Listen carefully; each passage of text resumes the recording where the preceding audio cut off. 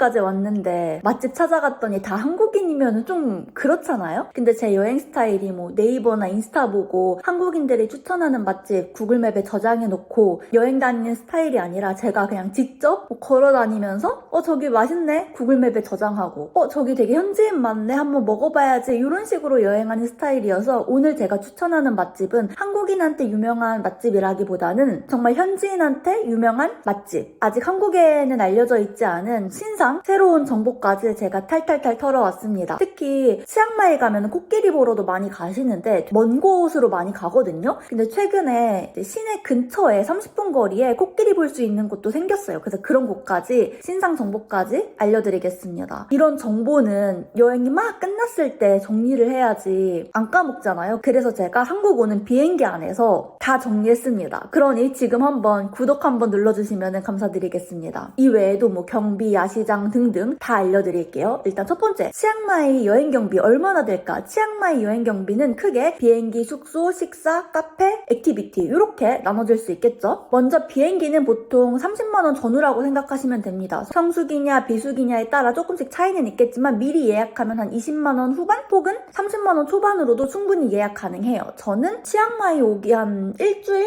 전쯤에 예약을 했는데 30만 원 초중반대로 예약을 했습니다. 치앙마이 숙소는 가성비가 정말 좋아요. 10만 원 전후면 충분히 만족스러운 호텔에서 묵을 수 있고요. 저는 이번에 1박에 3만 원짜리 숙소에서 지냈는데 진짜 너무 만족했어요. 위치도 좋고 깨끗하고 에어컨도 잘 나오고 혼자 여행하기에는 전혀 부족함이 없었습니다. 제가 묵은 숙소는 조금 이따가 따로 소개해드릴게요. 식사는 어디에서 먹느냐에 따라 차이가 꽤 커요. 로컬 식당에서 먹으면 한 끼 한 3,000원 정도? 국수, 볶음밥, 팟타이 이런 것들을 진짜 부담 없이 먹을 수 있어요. 그런데 관광지에 있는 이제 깔끔한 식당이나 에어컨이 잘 나오는 뭐 카페형 레스토랑 이런 곳 같은 경우에는 한 끼에 10,000원 정도는 생각하셔야 됩니다. 요거 베이글 먹었는데 260바트 냈어요. 한국 돈으로 한 12,000원? 13,000원 정도 냈습니다. 거의 뭐 한국이랑 비슷하죠? 치앙마이는 카페 투어로 굉장히 유명하거든요. 근데 커피 가격이 한국보다 한 500원? 1,000원 정도 싼 것 같아요. 한국이랑 그렇게 크게 차이가 없습니다. 아이스 아메리카노 한 잔에 한 3,000원, 4,000원 정도 해요. 그래서 그냥 편하게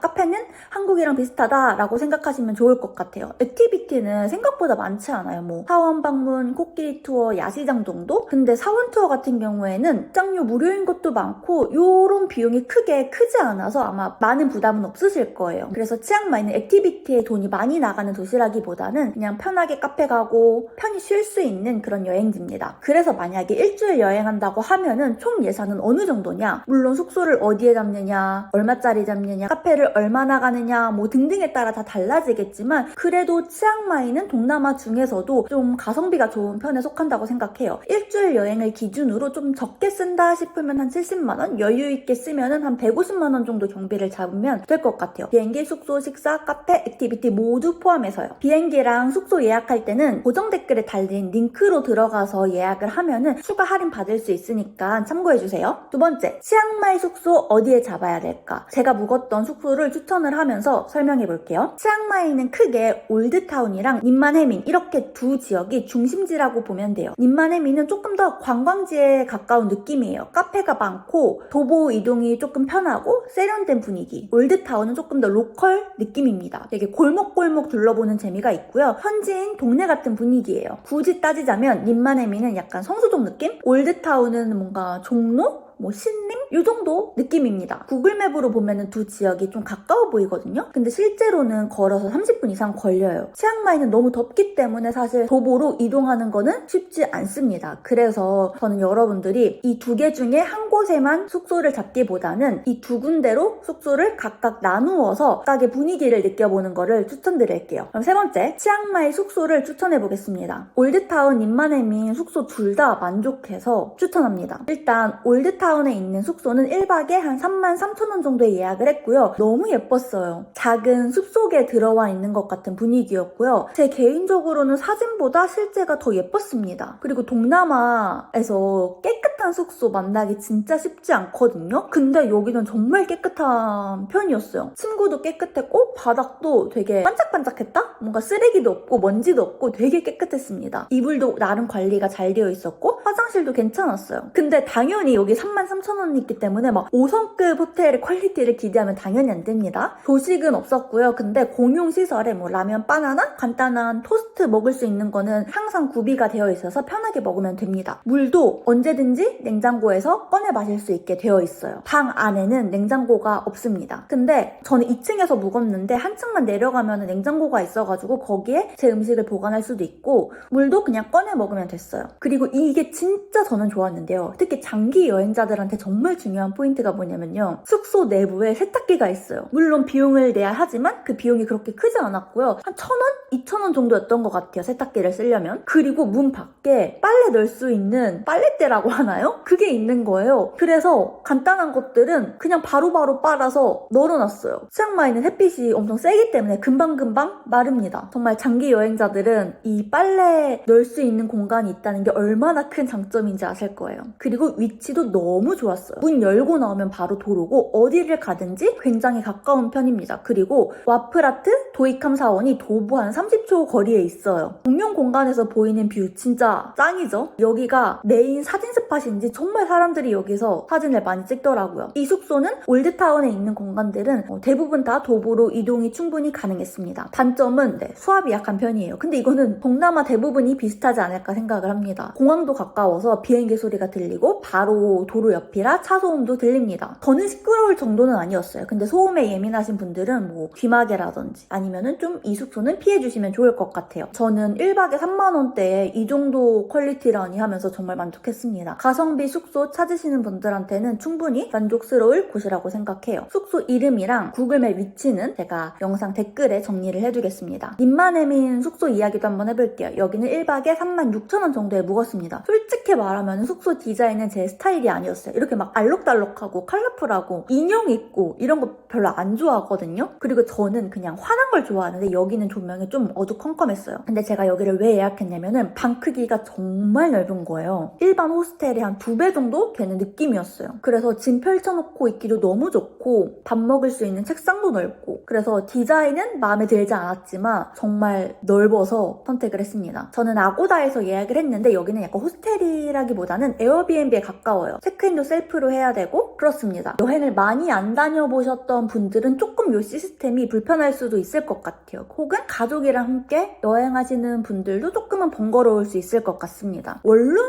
오피스텔이라고 생각하시면 돼요. 제가 봤을 때는 건물 안이 대부분 이런 식으로 에어비앤비처럼 돌아가는 구조인 것 같더라고요. 나름 보안은 괜찮았어요. 엘리베이터를 카드키를 찍어야지만 누를 수가 있기 때문에 방 안에는 뭐 전자레인지, 냉장고 다 있었고요. 냉동실도 잘 됐습니다. 그리고 1층에 세븐일레븐이 바로 있어서 정말 편했어요. 그리고 바로 10초 거리에 한식당도 있습니다. 그래서 뭐 야식 사오기도 편하고 물이나 간식 사기에도 편하고 너무 좋았어요. 그리고 여기도 1층에 빨래방도 있었어요. 그래서 언제든지 빨래도 쉽게 맡길 수 있었고요. 진짜 이거 꿀팁인데 한국 돌아가는 날에 짐 맡길 곳 찾기가 굉장히 어렵잖아요. 근데 대부분 마야몰에 짐을 보관하시더라고요. 근데 여기가 보니까 1시간에 한 4,000원 정도 하는 것 같고 하루 종일은 10,000원 가까이 하더라고요. 근데 빨래방에서 오후 5시까지 짐을 맡길 수가 있는데 한 개 짐당 30바트예요. 그러니까 한국 돈으로 한 1,200원? 1,500원입니다. 근데 공식적인 시간은 5시라고 되어 있지만 저는 한 6시에 짐 찾으러 와도 되냐고 하니까 괜찮다고 해주셨어요. 그래서 참고해보시면 좋을 것 같고 짐 보관을 할 때 오늘 체크인하는 거니 체크아웃 하는 거니 물어봐가지고 혹시나 여기가 좀 건물 안에 있는 사람들만 짐을 맡길 수 있는 건가 싶어가지고 다시 물어보기는 했거든요. 이 건물에 투숙하지 않아도 짐을 맡겨도 되니? 라고 물어보니까 된다고 하기는 했거든요. 근데 그 사장님이 막 영어를 엄청 잘하시는 편은 아니어가지고 약간 제 말을 완벽히 이해하고 오케이를 했는지는 솔직히 자신이 없지만 일단 그렇습니다.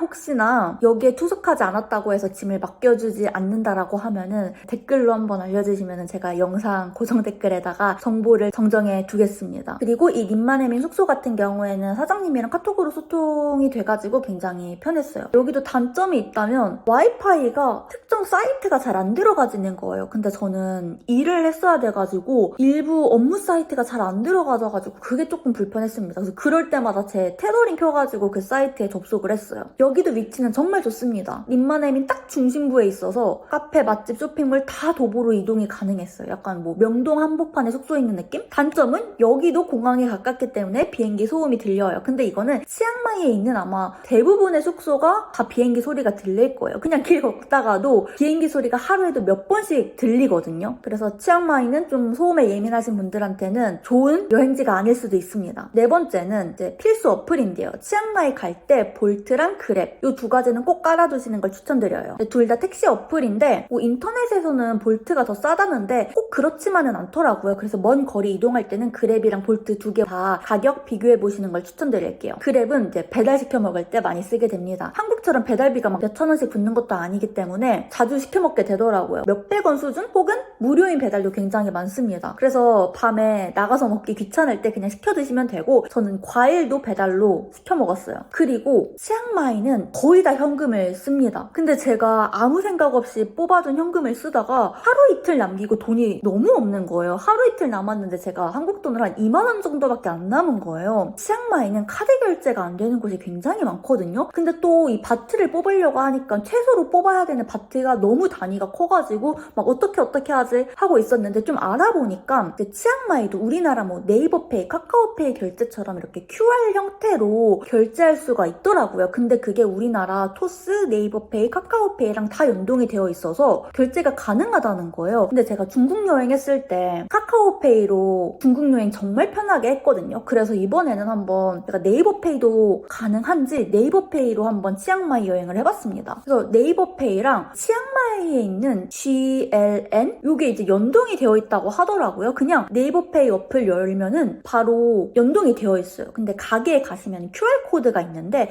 그냥 그거를 네이버페이로 스캔한 다음에 금액을 입력해서 결제하면 그냥 끝나요. 그냥 우리나라 네이버페이 결제하는 거랑 똑같습니다. 대신 이 QR 결제는 모든 곳이 다 되는 건 아니고 관광지 위주의 식당이나 카페 이런 곳들만 돼요. 그냥 로컬 식당 같은 경우에는 안 됩니다. 그래서 결제하실 때 QR 결제가 가능한지 물어보시면 되고 근데 아마 대부분은 카운터 앞에 QR 코드가 부착되어 있더라고요. 근데 아주 가끔씩 QR이 붙여져 있어도 그 결제가 안 되는 곳이 저는 한두 군데 정도는 있었어요. 그래서 꼭 현금은 여유 있게 챙겨 가시는 걸 추천드리겠습니다. 다섯 번째, 식당, 카페를 추천해 드릴 텐데요. 먼저 로컬 식당부터 추천해 드리겠습니다. 네이버 보고 다른 사람들이 추천해 준 곳을 간 게 아니라 제가 직접 발굴한 로컬 식당인데요. 일단 첫 번째는 갈비국수가 정말 맛있더라고요. 한국 돈으로 한 3,000원 정도 하는데 갈비가 정말 부드럽습니다. 두 번째는 진짜 미친 듯이 저렴한 로컬 식당이에요. 여기는 솔직히 맛집이라기보다는 너무 저렴하기 때문에 여러 가지 태국 음식을 맛보고 싶은 사람들한테 추천드려요. 볶음밥 이게 1,500원 정도 하거든요. 근데 양이 진짜 작습니다. 제가 많이 먹는 편이 아닌데도 이건 진짜 작네 싶었어요. 그래서 아마 남성분들은 4개 정도는 시키셔야지 조금 배부르게 먹을 수 있지 않을까 생각을 합니다. 네, 세 번째, 여기서는 팟타이를 먹었는데 여기도 팟타이가 3,000원 정도였어요. 현지 분들이 와서 가볍게 식사하시더라고요. 네 번째, 여기는 로컬 식당이긴 한데 그래도 외국 분들한테 조금 인기가 있는 식당처럼 보였어요. 관광객들이 꽤 계시더라고요. 여기서는 저는 모닝글로리에 계란을 추가해서 먹었더니 한 3,000원 정도였습니다. 여기도 저 너무너무 맛있게 먹었어요. 그리고 여기는 로컬 식당은 아닌데 진짜 너무 맛있는 파스타집이에요. 파스타 면도 다 고를 수가 있고 심지어 그 들어가는 베이컨 굽기도 바삭바삭한 거를 좋아하는지 아니면은 뭐 부드러운 베이컨을 좋아하는지도 물어보시고 푹 익히는 게 좋은지 아니면 약간 살짝 딱딱하게 익히는 게 좋은지 정말 세세하게 다 물어봐 주시더라고요. 그래서 진짜 약간 태국 음식만 계속 먹으면 질리거든요. 이탈리아 음식 되게 가성비 있게 먹고 싶으신 분들한테 너무너무 추천드려요. 시간만 더 있었으면 저 여러 번 가고 싶었습니다. 근데 여기는 내부에서 먹는 게 아니라 도로에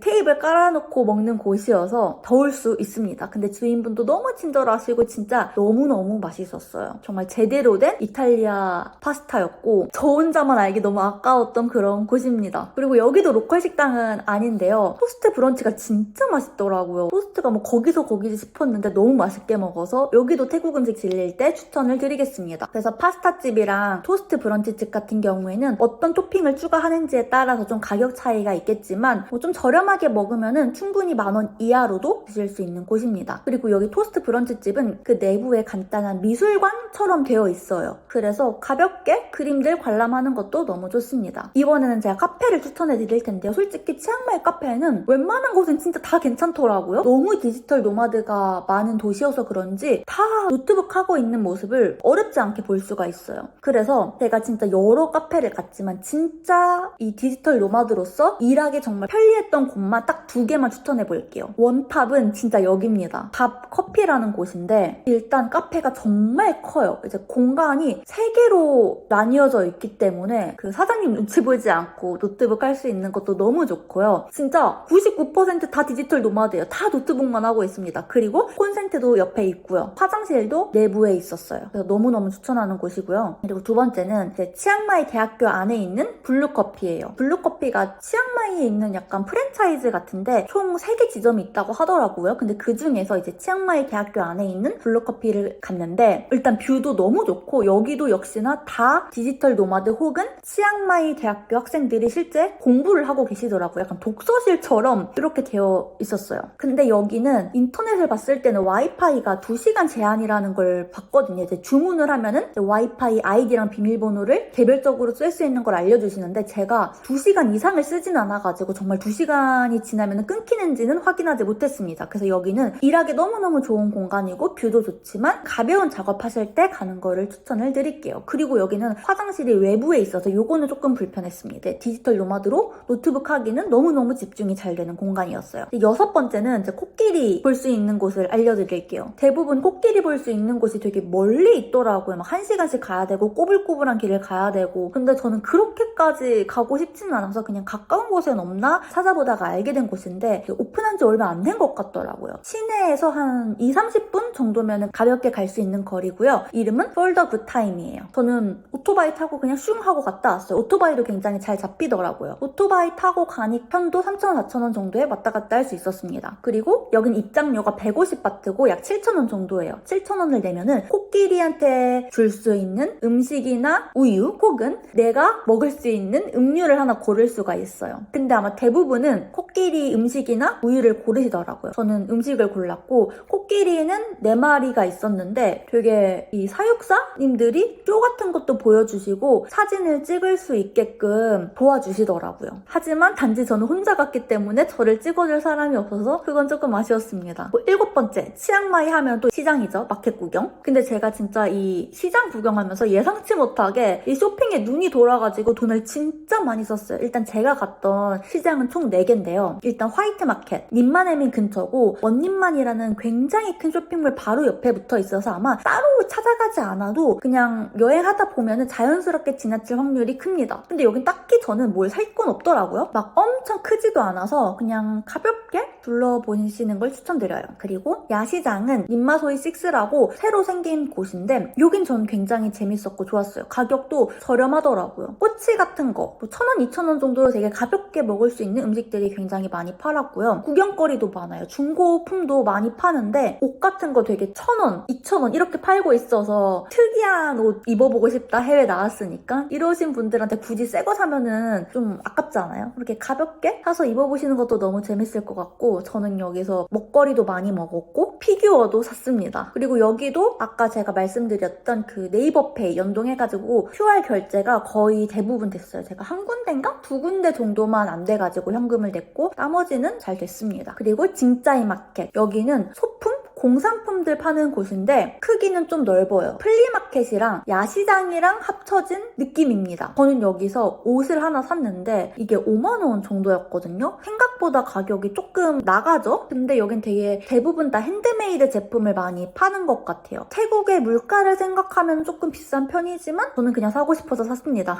여기 안에 먹을 만한 곳들도 꽤 있어요. 근데 야시장만큼 먹거리가 엄청 많지는 않습니다. 그래도 가볍게 먹을 수 있는 음식들은 있는 편이었어요. 그리고 제가 마지막으로 간 곳이 코코넛 마켓. 징짜이 마켓보다 조금 더 저렴한 느낌이고요. 여기는 코코넛 나무에서 사진 찍기가 너무너무 좋아요. 그리고 징짜이 마켓보다는 규모가 조금 더 작습니다. 제가 코코넛 마켓에서 옷도 정말 많이 샀는데 제가 개인적으로 느끼기에는 징짜이 마켓보다는 코코넛 마켓이 조금 더 저렴한 느낌이었어요. 나름 대부분 그 옷 가격이 적혀 있기는 한데 여러 개를 사니까 좀 깎아주시기는 하시더라고요. 그래서 사실 전 징짜이 마켓이랑 코코넛 코코넛 마켓을 안 가려고 하다가 그냥 간 거거든요? 근데 생각보다 너무 재밌어가지고 조금 시간이 부족했어요. 그래서 아기자기한 거 좋아하시고 쇼핑 좋아하시는 여성분들은 되게 재밌게 구경할 만한 곳입니다. 그래서 결론은 야시장이랑 징짜이 마켓은 저는 추천을 하고요. 대신 이 징짜이 마켓은 좀 사진 찍기 좋고 대부분 여자 옷이라 남성분들은 재미없을 수 있습니다. 그리고 마지막으로 8번째, 치앙마이는 어떤 사람들한테 추천하고 어떤 사람들한테 비추천하는지 말씀드릴게요. 솔직히 치앙마이는 모든 사람한테 좋은 여행지는 아닌 것 같아요. 치앙마이는 일할 게 있는 사람, 노트북 들고 와서 작업할 게 있는 사람, 혼자 조용히 머물고 싶은 사람, 생각 정리하고 싶은 사람, 좀 천천히 여행하고 싶은 사람, 이런 사람들한테 추천을 드려요. 저는 오전에는 한국 회사랑 하는 일이 있어서 일을 해야 됐거든요. 그리고 나서 오후에는 좀 카페 돌아다니면서 유튜브 편집을 했는데 이러니까 일도 하고 살랑살랑 놀기도 하고 리프레시하기 딱 좋았어요. 근데 하루 종일 조금 놀기만 해야 했다면 좀 심심했을 것 같아요. 왜냐면 치앙마이는 빡세게 관광하는 도시라기보다는 그냥 머물면서 되게 천천히 여행하는 도시예요. 그냥 카페에서 일하고 저녁에 산책하고 야시장 한번 가고 그래서 저는 디지털 노마드들이 치앙마이를 많이 오는 이유를 알겠더라고요. 반대로 뭔가 관광지를 많이 봐야 되는 사람, 뭔가 하루에 일정을 되게 빡빡하게 여행하는 걸 좋아하는 사람, 랜드마크 위주로 여행하는 것을 좋아하는 사람, 이런 사람들한테는 솔직히 추천하지 않습니다. 그냥 사원 몇 군데, 코끼리 투어, 야시장 정도 한 3, 4일 정도면 웬만한 것들은 다 볼 수 있겠더라고. 근데 만약에 내가 조금 더 길게 여행을 하고 싶다 하시면은 치앙마이 근교에 있는 치앙라이라든지 다른 도시까지 묶어서 여행 계획을 세워보시는 것을 추천드리겠습니다. 그리고 다시 한번 말하지만 진짜 이 비행기 소음이 어딜 가나 너무 잘 들리기 때문에 이 소음에 민감하신 분들한테도 추천을 드리지 않습니다. 여러분도 즐거운 치앙마이 여행 되시고요. 여행 다녀오셔서 알게 된 또 좋은 팁들이 있다면 알려주시면 감사드리겠습니다.